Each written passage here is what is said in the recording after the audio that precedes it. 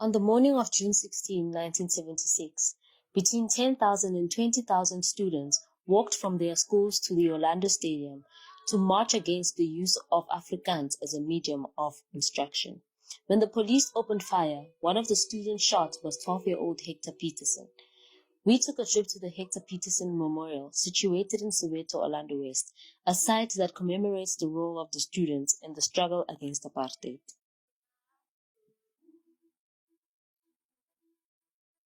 Good afternoon, guys. My name is Tulani Twala. I work at the Hector Pieterson Museum. Welcome to the Hector Pieterson Museum. This museum was dedicated to all the young people who have died during the March of June 16, 1976, who were fighting for Afrikaans as a medium of instruction. During the March of June 16, 1976, the students here in Soweto drafted a memorandum. In that memorandum, they stated their grievances. One of the top grievances that was stated that day, it was Afrikaans as a medium of instruction. Students didn't want to be instructed in Afrikaans because it was difficult for them to understand, and it was even difficult for teachers who were teaching them to teach in Afrikaans. So early in the morning of June 16, 1976, students around here in Soweto collected each other around the schools here in Soweto, marching to Pevene High School, where they were going to collect other students and then move over to Orlando Stadium. 76.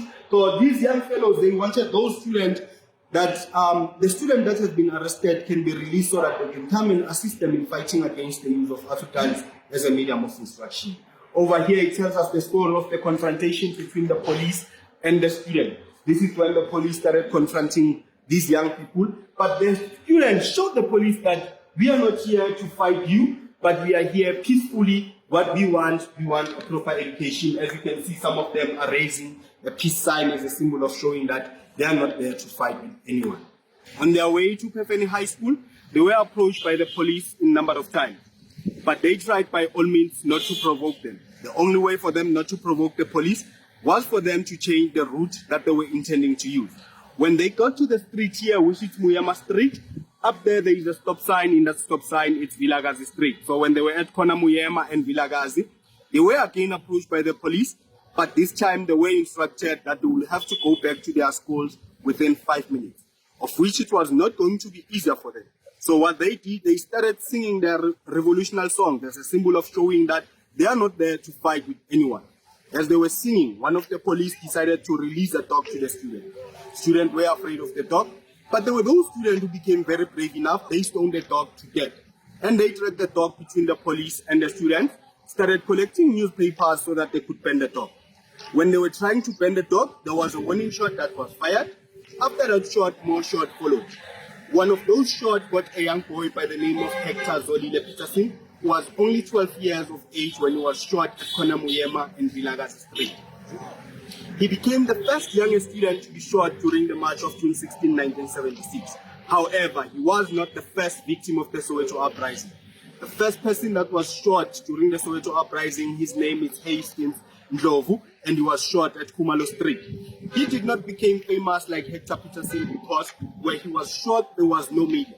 But where Hector Pieterson was shot, there were media people, and it happened that they took one of the iconic pictures that was sent into a number of countries. Today, many people come to our country to see and to experience what happened on the 16th of June 1976 through the picture that was taken by the late Sam Zima.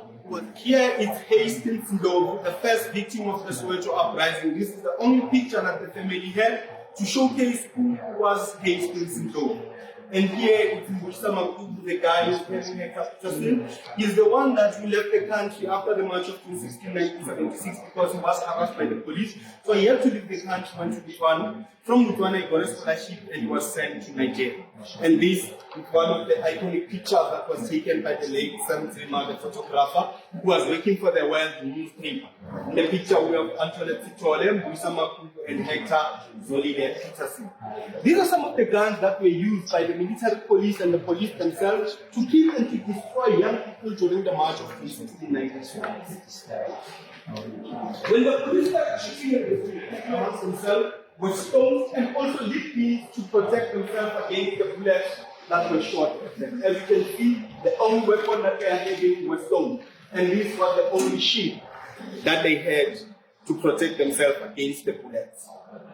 When the Soweto uprising happened, it did not only affect the students who were marching against the use of Afrikaans as a medium of instruction. We all know that some of the kids, even today, that this does happen, that some of the kids, they don't go to daycare, they stay home with their mothers, some they stay with their grandmother.